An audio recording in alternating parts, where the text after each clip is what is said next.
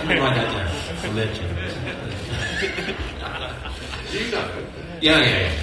So I had to watch sit in Murrayfield yesterday with my wife getting very excited as England were destroyed on Sunday. Anyway, exactly. So, fan engagement. We're going to start with you, Raj, and if we may, I think we're going to run the film, gentlemen. My name is Yuvraj Singh. I'm at the Cooperage ground in Mumbai, and I've been announced the Laureus Ambassador for India. It's a huge honor to join the Laureus family. You can see the hysteria when they see a star like Yuvraj Singh. For our girls to have that aspiration, to think of what it will be when they excel in the sport, I think there's a new aspiration created today, a little Yuvraj Singh. It's really kind of amazing exposure for the kids and for the coaches, because like Yuvraj is a big star of cricketers who come and meet the kids, share their journey and all. That's really kind of motivation in the sports for development sector. Red card! Referee! Okay, yellow card. Shoot! Yay! You got some skill after?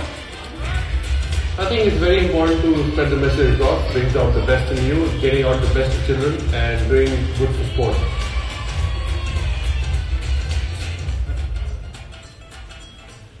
So what we're finding is that whilst you've ceased to play cricket at a senior level, you are, I'm joking, you are taking up soccer. Yeah, I mean, as you see, my skills are pretty good over there. Definitely not my second career, but just trying to get the best out of the kids and have fun. It must be incredible when you go and you have that sort of personal connection with them, because I bet they get super excited. Definitely, I think it's important to take that confidence out of young kids and to motivate them to play sport, whatever they feel like getting out of the ground. I think when we talk about sport, sport has about to change the world. And definitely the young adults and especially in our country we have these issues where the young child is not told or motivated to play sport. It's mostly especially for the girls doing housework. So I think it's important for us guys who inspire the younger generation is to go out there and boost their confidence and get the best out of them through sport. Okay. And you had your own personal, tell us about your personal story, right? Because you had a challenge and out of that you formed your own charity. Yes, yeah. I went through cancer after India winning the World Cup in 2011, and when I went through my journey, I just decided to come back and do something for society. And I think what I went through was a great way to connect to people, especially. I came back to my sport and continued playing for a few years and motivated and inspired a lot of young people to tell them that if you believe in your dreams, whatever adversities you go through, you can conquer them and come back and play as long as you believe in yourself. And through my charity, which is called We Can, if we together can fight cancer was the motive behind it. And at the moment, we have young children who've been diagnosed with cancer, come back from treatment. Parents have lost all the money in the funds of treating their children. We try to give scholarships to them and bring them back to where they deserve to be. Wow. But you're also involved with Laureus, which is, it's very sort of similar goals of sport for good and healthy. So what are you doing with Laureus? Yeah, definitely. It's I've been chosen ambassador by Laureus last October for India. I think we have the same goal for the future is sport for good can change the world, can change, especially for young adolescents, just to encourage them to play sport. I think if you encourage them to play sport, it takes the mind off whatever adversities they're going through, and especially the underprivileged children that are in India, it sends a strong message to them. And people like us can actually inspire them to, come out of it by playing sport. Okay. And you have I suppose a large-ish Facebook and social media following, a mere 14 and something million on Facebook, and another 5 on Twitter, and another 5 on Instagram. So you can reach people with those messages sort of incredibly directly, which I think you do a lot of that, don't you? Definitely. I think it's a great way. Social media is a great tool to connect with your friends. I remember when we were growing up and we looked up to sports people, sports personalities, wanted to be like them. There was no way to connect with them, and I think it gives us the power to connect with those people and to be like the people they want to be.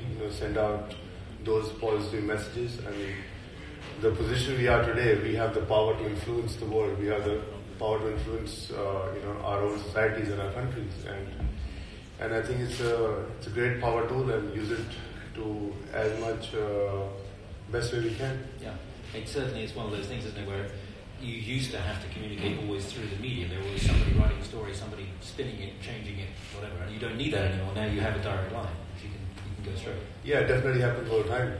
I mean, the more negative news, people just enjoy watching more negative news. I think social media again gives you the power of,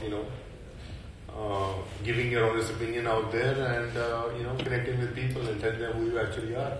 Where while the media was actually, no offense to anyone over here, was actually giving a picture of you which you're actually not. So I think it's a great power. It's a dangerous tool as well. Yeah. To spread the negativity, but I think for influential people, I think it's a great tool to build the world. Yeah, great. Okay, good. Sean, excuse me. You have been doing a lot with the Academy, and we have a couple of videos that we'd like to show actually, but they're sort of stories of ways in which stories were told of change and success that then kind of just reached a much greater audience.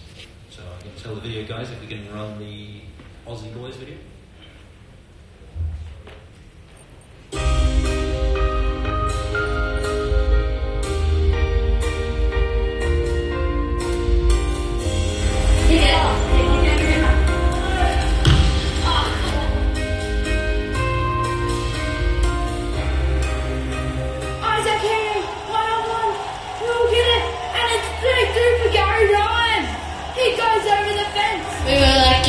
Something so they could listen to the commentary of like Triple M or something like that, and then that didn't work in the second quarter, so I just decided to call the game for him. We heard this amazing commentary and I just tweeted it, and here we are with two amazing boys. It's been amazing. I've met all the players and I've loved it.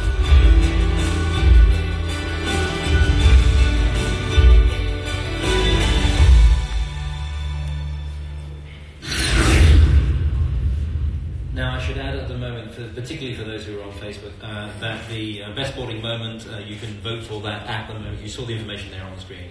Do go and watch some. There's some phenomenal stories in there that are well worth interacting with. Speaking of interaction, so another part of that storytelling journey. Have you done a lot with storytelling, sort of exposing the story? I think that's just a classic example of where we were 18 years ago to where we are today. In terms of being able to tell our story like that, it's just phenomenal. The sporting moments the best sporting moments is a new initiative that we've brought in, and it's engaging so many more people, and seeing stories like that that is wonderful. Yeah. And then also being able to use it for our projects in terms of telling our story, but then telling the projects, the ACNs of the world, Active Communities Network, being able to tell their story, and wonderful today they were announced as a Sport for Good winner, and for Gary to be able to get that out and tell the world the difference that these charities are making in the world, which is just phenomenal in terms of engaging children. Well, that video of the boys and that story, as the journalists were saying, it had phenomenal reach for what was just a tiny little story, and it's fantastic when those things cut through and really kind of make a difference. Yeah, it is, and that's wonderful, and we're here celebrating excellence in sport, but the Sport for Good Foundation has such a great story, and we need to tell people about that. It's a hidden gem, really, And you've got a fantastic network of, the ambassadors that Laureus has, it's crazy, their profile. And you can use those to further the sport for the best. To have people like UV and our younger academy members, some of the older ones still struggle a little bit, but to have people like Cafu, Del Piero, Tony Hawk, Yao Ming and the Chinese way that they do it, it's just phenomenal to be able to get that out. And as Mandela said, 18 years ago here in Monaco, that sport has the power to change the world. And we need to tell people about that, because it does, it works. And we can see it sitting right in front of us, the power of sport. And India, we've got some wonderful projects in India that are just amazing. And we need to tell people, so things like this to Mercedes and our partners, this is a really good way to tell the world. You mentioned ACN there a minute ago. For those who don't know what ACN is or didn't see the announcement earlier on, I think we are going to have a short video that we're going to play on that as well.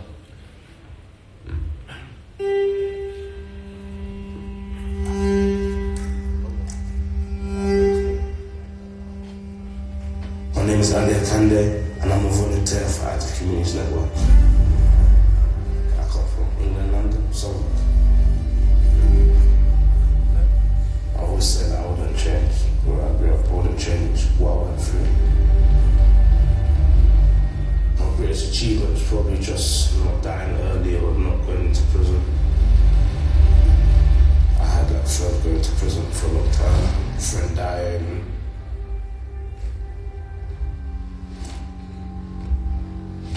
When a friend dies, you can either do two things. You can go around, start killing everybody, go and turn madman, or you could just be successful. In the beginning, it was just about football. Growing up, I never had it planned to be a coach or a volunteer, so I got given the opportunity and I kind of took it. It was the coaches and the staff at the community that actually saw these attributes in me that I'll be good at it. I think sometimes you've got to earn it from kids. Kids don't really just give their respect to anybody. Whatever you want to do, whatever you see, put your 100% in it and just do it. Organisations like that are really important because they're doing sports for good.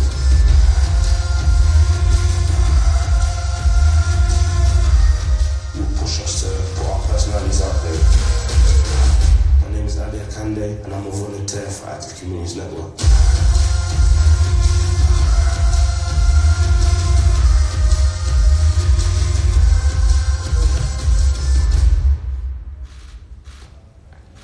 Excellent. It's a great story. Obviously, there's a bit of me wanting to be in North London instead of South London, but there we go. But that's the bias. You have Gary. You mentioned Gary in the audience. Let's bring Gary into the conversation now.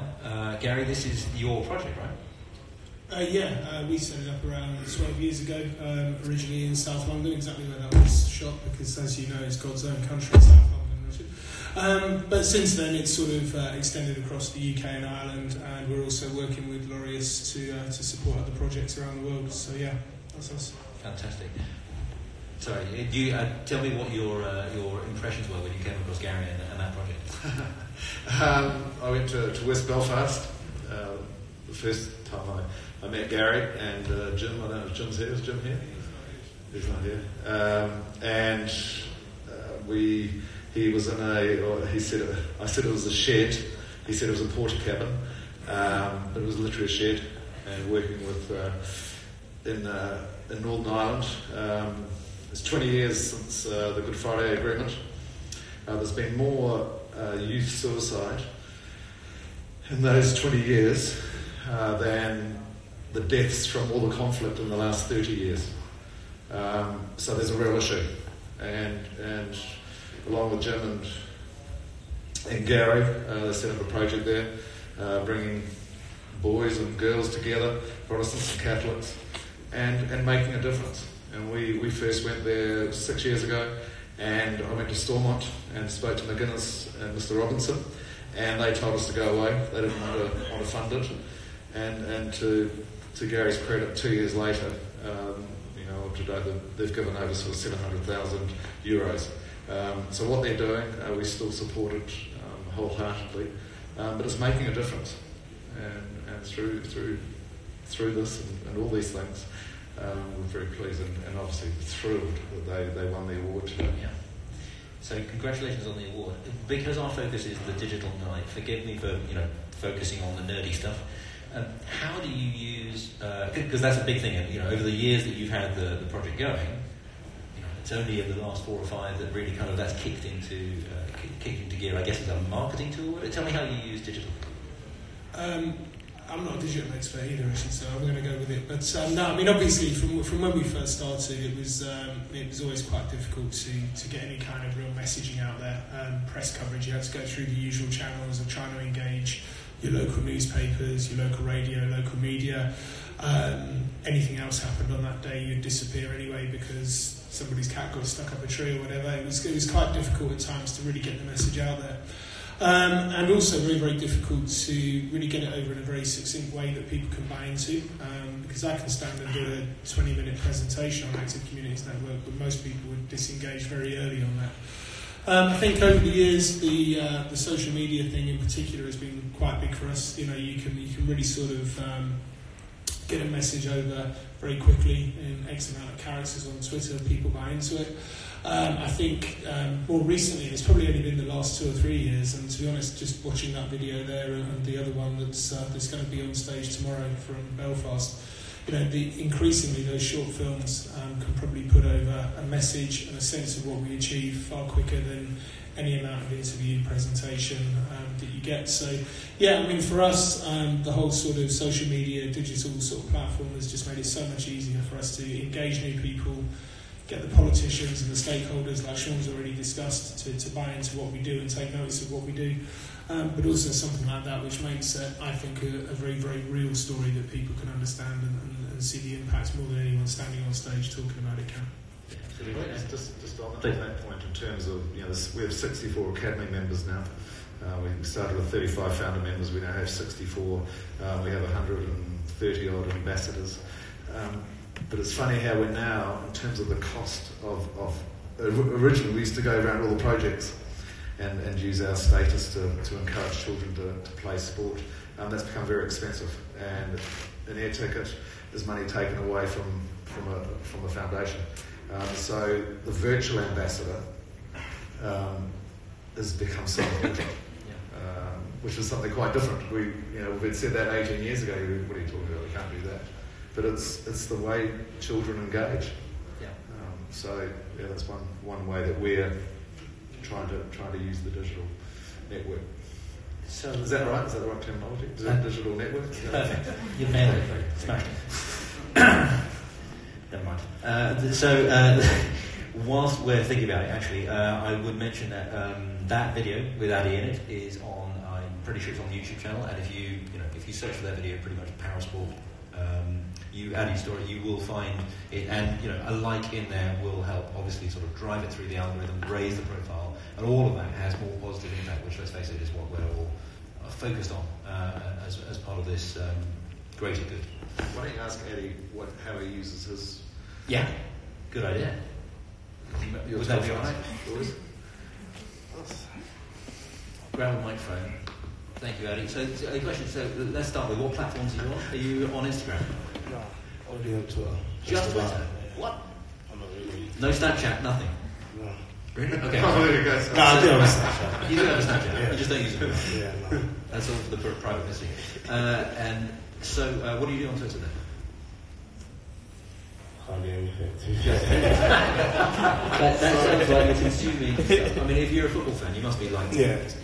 But no, I do use the social media to follow like the transfer news or live scores, things like that. Yeah. And do you use it at all when you're communicating with the kids? Because you get the kids in the video as well, of course. We wouldn't use social media to talk to them safeguarding. Of course. Yeah. Of course. Silly question. Yeah. And who, as an aside, who's your football team? Manchester United. Oh. Hey! Man City. Because he's a Londoner, so obviously he's a fan of Man United. Good. Well, they've just gone on YouTube for the after a long time, so things are changing for your club as well. Good. Thank you. Talking about platforms, there is another platform in the room, of course, where all the kids go. I say the kids. I feel like an old man, that's why. How does Facebook do sport for good? Because you've had some initiatives around that, right? Yeah, I mean, overall we're a mission-based organisation, so we're all about connecting the world and building community. In fact, that mission statement, building community, only really changed about a year ago. And there were lots of people running around the organisation going, God, what are we going to do? How do we adjust what we're doing to build community? And I just sat back and go, it already happens. You know, sport does naturally build community, and it's really touching to see some of the videos and hear some of the stories that are happening. So for us, we just act as the amplifier and enabler of that. So recently we've invested heavily in a groups product, which is a simple way of building a smaller forum for people who have like-minded ideas. And this can help small community initiatives go from nothing to something very, very quickly. A really easy way to connect and bring stakeholders together. And this is great for people who may find very niche interests or very niche views, or in some cases you'd have people who have very niche diseases or syndromes and find community to engage with people. We've also introduced a whole range of social good tools, so we have a real focus on how can we use our platform to create more social good, which again goes very nice in hand in hand today. Some of the most recent developments of that are the ability to live donate. So we've seen everything from Bill Gates playing Roger Federer to football teams and basketball teams now running live sporting events and people donating in real time to those. So we're really just starting on this journey, but we're really, really reaching out and trying to find people and organisations to really take advantage of this huge audience of people, the passion that they have for their sport, to do it for social good. We're just on this journey for social good at the moment, but I think in terms of as a platform as it stands, we're seeing a lot of publishers understand their social responsibility. There's a Internet First Publisher Sport Bible most recently have been asking their fans what means most to them. What are the topics that really sort of touch home for them? And mental health was a big topic for those guys. So they produced a whole series of original content on the stuff that people don't like to talk about in a tone that really resonated with younger people. So already there's a lot of publishers out there that are already knowing that there's a huge amount of reach out there, there's an audience that wants to engage, and the algorithm has a wonderful way of sort of meeting those people up and marrying them together. Okay, great. So you mentioned the algorithm there, and obviously the Facebook algorithm as well, things that controls the extent to which people see some stories and not other stories. Where does, if it's charitable work, if it's sport for good work, where does it fall in that control mechanism? Is it something that has a greater opportunity to connect with people, or does it get throttled back? Well, there isn't really any throttling or acceleration where that's concerned. The algorithm will respond to what we class as meaningful interactions. So stuff that really generates conversation and isn't placid sort of laid-back viewing. We don't want to encourage people to sit there and stare at their phones for hours on hours, continuously watching the same video. We want people to come together and connect. Again, I think that really resonates because the more that people start to talk and discuss around subjects and topics, the higher that chances of that video appearing in someone's newsfeed, which again means that the emotive videos like we've seen today are the ones that genuinely get people talking. Yeah. Real life stories which make people think I can relate to that, or I have a strong opinion towards that. So if you were advising these guys on what they could be doing on your platform, what would be what's the thing that really makes a big difference? Emotive storytelling. If you're going to be telling real stories like you've seen today on the VTs, they're perfect. Stuff that is really authentic makes a massive difference. If you're looking to do things for social good, I think groups are a great way of funneling smaller environments of people into smaller buckets, so you can have more intense conversations, especially if you're pulling in people like volunteering. They work really well.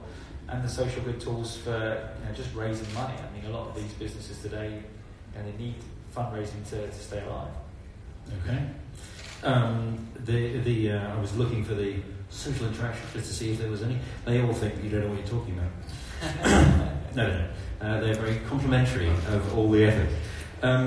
The question of sort of the extent to which you can control it yourself, and this isn't just a question for you, Jerry, but for the team as a whole. see, they're transfixed now. You're transfixed on the Twitters. Do you see the future of sort of getting the message of sport across being increasingly more social, like more than mainstream, more than newspapers, more than TV, more than traditional media, as a way of connecting with your audiences? Is that the future? Jerry, I'll start with you. Thank you. I think you're correct. I think what we're noticing on our platform is that there's almost this word democratisation used, quite a lot really, but you're almost democratising sport, and you're seeing new forms of sport come together, and they're connecting people way beyond traditional means. So you don't no longer need an arena, you no longer need thousands of fans coming in, or a whole production team. You can run a sport which is very passionate to you and a small amount of people, and publish it. We had World Chase Tag, which is one of a really well-performing videos on our platform, which is effectively the classic playground game of tag. You get 2.2 million people watch it once it's been made into a competition.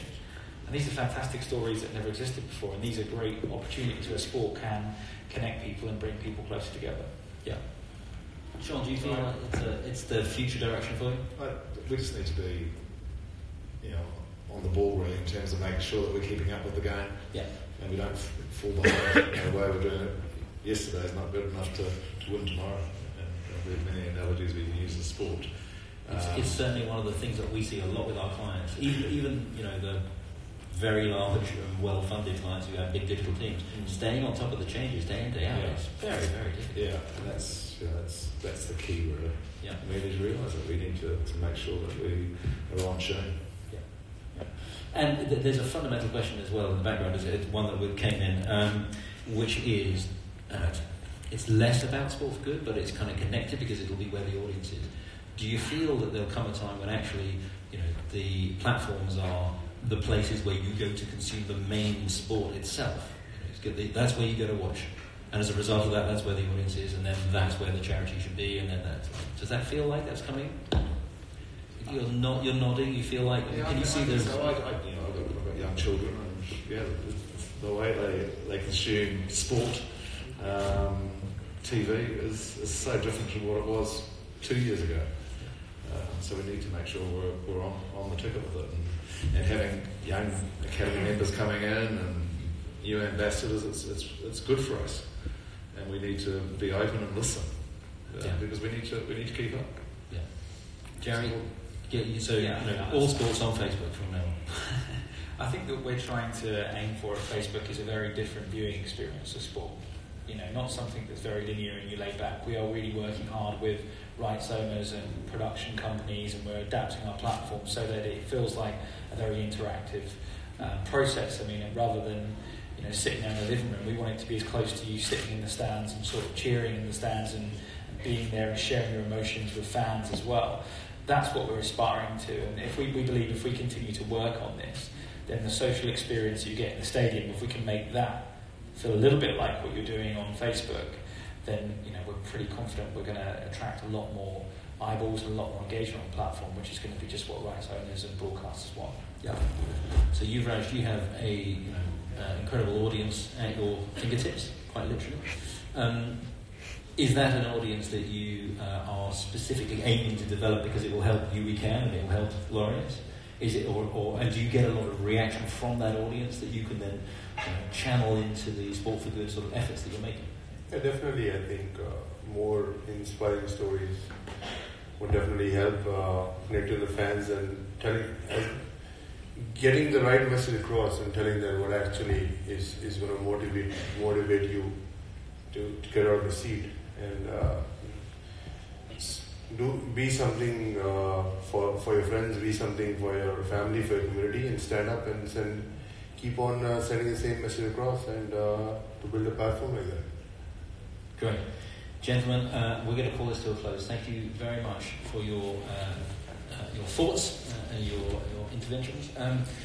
Clearly the messages that we've been hearing this evening are about the way in which you can use the technology to be able to reach audiences. You can tell the stories. That was the fundamental message.